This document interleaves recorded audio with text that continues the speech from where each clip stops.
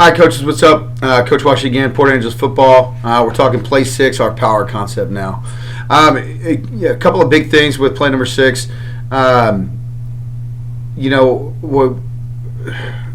our offense, we have an ownership concept for a lot of the plays that we run.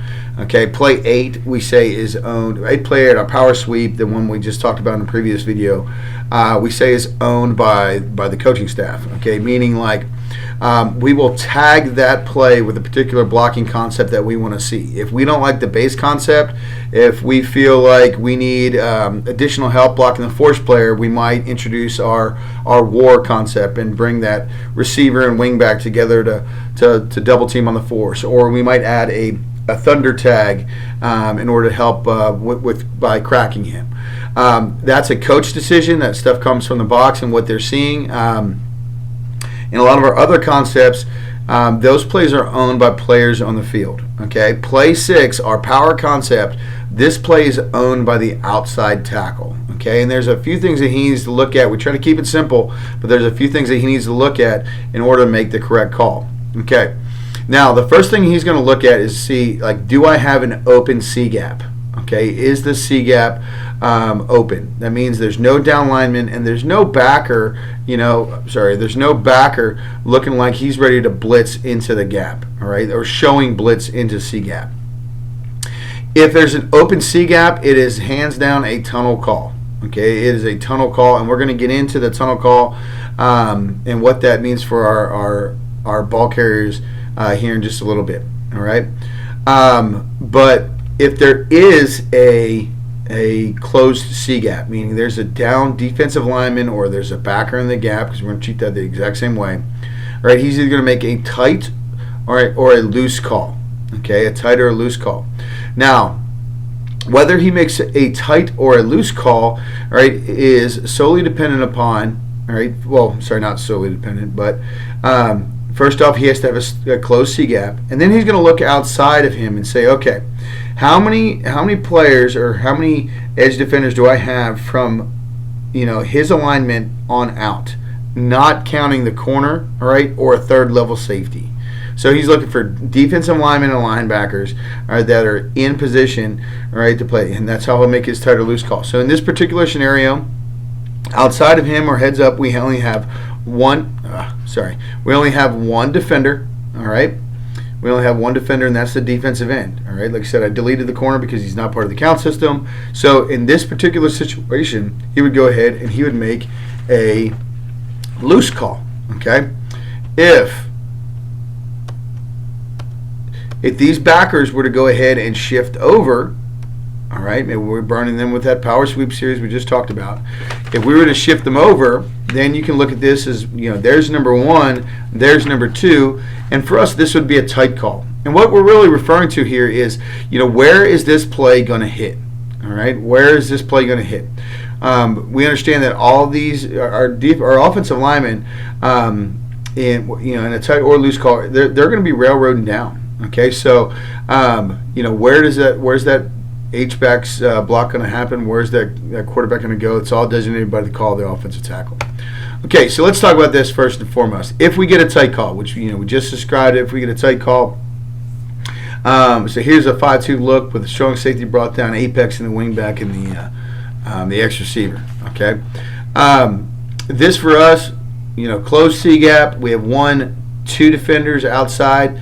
All right, so we're going to go ahead and we're going to say this is definitely a tight call. All right, for us, what we're looking at here, all right, that tight call says, hey, we're railroading down. Okay, we're railroading down. We're looking next gap, all right, to the outside edge. So this offensive tackle, he's looking for a 4 or 5 technique. All right, if he doesn't find contact within the first 3 steps, boom, you're going to go to second level. Inside tackle, he'd be looking for a heads up 2 coming into B gap or a 3 technique. All right. If he doesn't make contact within his first 3 steps, boom. All right, he's going to go ahead. He's going to head second level. Same thing with the play side guard. And our center is going to go ahead and fill for our puller backside. Okay.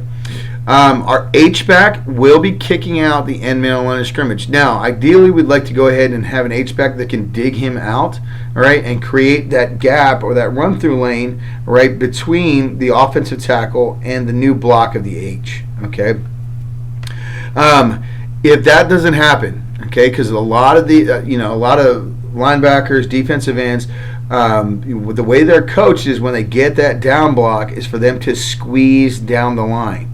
Okay, if the end middle line of scrimmage, if they're squeezing hard and our H determines he cannot dig him out, he has permission to go ahead and log the end and seal him in. Okay, now the reason that's important is because our wingback is here. Our wingback's always looking for that forced player, not always, but in a tight and loose call, in a tight call, he's looking for that force player, and he's going to go ahead and he's going to dig him out. So if we have to seal the end man line of scrimmage, right, it's just going to widen out the play a little bit. Okay, our X is looking like he's going to sell the crack, and he's going to the free safety. Okay, and our quarterback and ball carrier need to go ahead and they need to realize, this diagram is misleading. Okay, this diagram is misleading. This makes it look like it's a B gap play, when essentially we have a gap that's being created by the H back and tackle that ends up being our running lane. And the reason is once again, as you think about this, as the guard railroads down, all right, as the tackle railroads down, and then our outside tackle on top of that running lane is really created right here. Okay, so he's going to go ahead and they'll be finding their alley right off that tackle's ass. Okay, all right, moving on. If we put a plus tag on there as well, okay, the plus tag talks to the tight end. Anytime that we add that plus tag in, all right, we're talking to the 10, and we're just adding a puller. So this is, on a tunnel call or tight or whatever it might be. Okay, that plus tag adds the tight end, and then we're going to bore out that gap. Okay, this is a concept that we really like to run from our stick, our stick shift. It always sounds weird to say, but our stick shift. So if we tag that stick and we say, hey, we're going to flip the unbalanced side, right? We're going to push out the X. We're going to reduce. This is white stick, so I'm a little bit backwards there. We're going to reduce the X. We're going to push out the tight end, and we're going to flip, right, these skill position players, right, the outside tackle, inside tackle, wingback, and H. We're going to flip them to the opposite side, all right. What we have to understand here is, yes, we can still run power absolutely out of white stick, all right. It only flips the assignment of, essentially two key positions. The X and tight end flip the assignments, and right, the power guard and quick tackle, they go ahead and flip their assignment too. So power guards got to realize, hey, I'm the puller now. When that's rolling. All right, loose call. Okay, once again, offensive tackle sees, hey, we've got a closed C gap. All right, so he's going to look outside and say, all right, well, I've got one edge defender out here. Right, remember, we don't count the corner in the mix. So when he has one edge defender, he's going to go ahead and make that loose call. Now, what's that mean? It tells the H-back, right, that he is now going to go ahead. The H-back will kick out the force, and we're going to go ahead and send the wing-back out here to the corner, all right? And they need to know that play is going to probably hit, or we can hit it a little bit lighter. Like they're playing pretty loose here, all right? But that's the only major change there, okay? Offensive line still railroading. H-back's going to go ahead and kick out the force player here. If that force player is on the line, okay, move that out so I can. If that force player is on the line, all right, that wingback would still go ahead and kick him out, dig him out. And he can always go ahead and log it if he needs to. Okay, same thing. This is just showing you, hey, we can run it out of stick as well, or off of the stick formations. Now here we are with our tunnel. Okay, with tunnel. You can see here, all right, the circle showing that we have an open C gap. Okay, open C gap. We don't need to count anymore. All right, we know that linebacker is not showing like he's blitzing. Okay, so we have an open C gap. All right, and this means that this play is going to run, all right, essentially through the tunnel created by the inside tackle and outside tackle. Okay, now that tunnel is going to be created because the big change here. Okay, the big change here is now rather than the H kicking out. All right, the H kicking out the end man line of scrimmage, the outside tackle is going to go ahead, all right, and he's going to block out, all right. Now to take over that block, or the down block for the tackle, the H will go ahead and lead on number 2. The quarterback will lead on number 1. All right, and we don't even need to worry about the corner because we're not even getting in his area. Okay. All right, so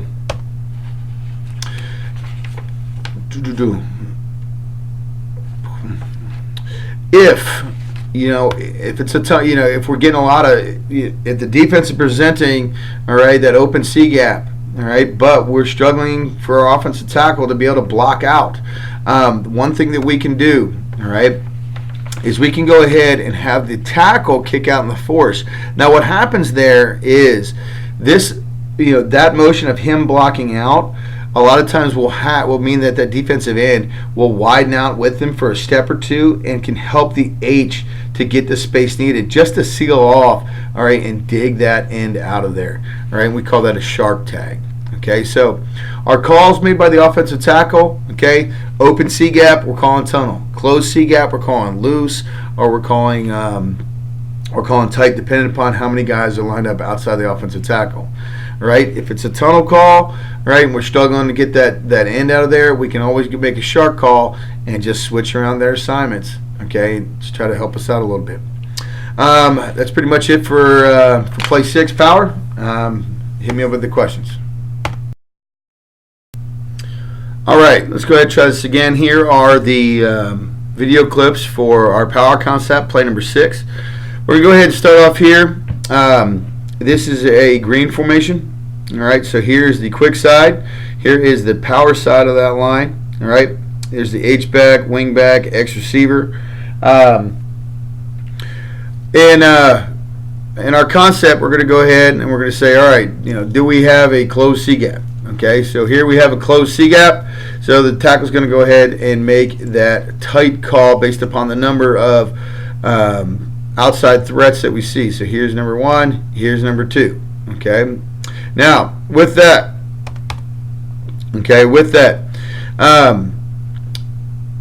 the tackle will go ahead. He's going to go ahead and block down. Inside tackle, block down. All right, now for us, all right, that power guard will go ahead and block down as well, unless we're, if they've got a dude sitting here, we might double team it out.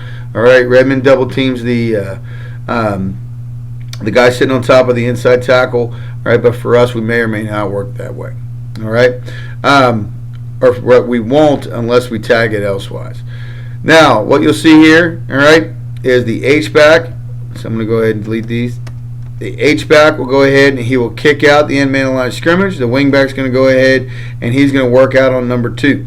Okay, so let's go ahead and play the clip. Okay, now with this, okay, the tackle gets hung up a little bit there. Remember, within 3 steps, all right, he should be looking for that inside backer. If there's nobody there for him, all right, he should be the one that picks up that backer. Okay, if not, that guard should pick it up as well. All right, what I want to note here, though, is that it's the block of the X receiver, all right, on the safety that really kicks this thing off. Okay, so you can see, all right, the gap is there, the hole is there. All right, it's this block that really sets the thing free. So we need to reiterate to our receivers how important those cracks on the safeties are. All right, next clip. Take a look at the end zone view again. Okay, so we have maroon, or what would be our green. Okay, now we have a tunnel call. Okay, so here's our, right here is our outside tackle. Okay, you can see we have an open C gap. All right, and then when we have an open C gap, that tells the tackle he's going to go ahead and block out. Everybody else is going to continue to railroad down. All right, so they're going to double team him out of there. It's something we can tag. All right, so let's see what it looks like.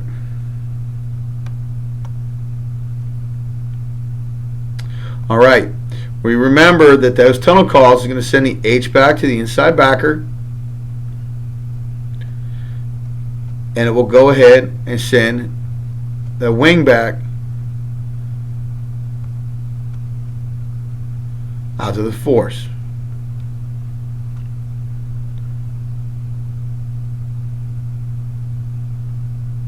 Good stuff. He's able to squeak through.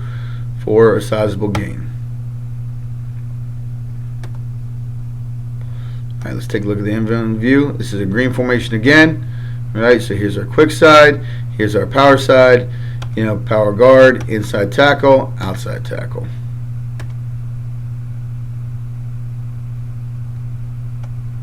All right, tunnel, we have an open C gap, okay, open C gap. So tackle's going to block out, everybody else is blocking down, H-back, all right, will lead through, quarterback will lead through.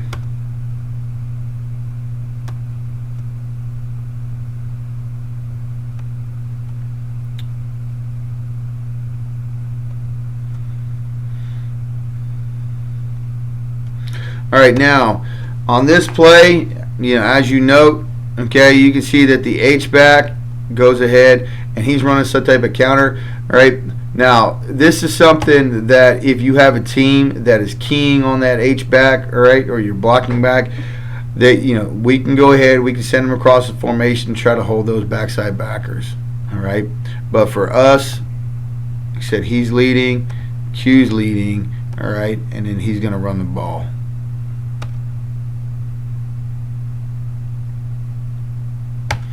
Okay, I hope that helps to clarify. Hit me up with the questions.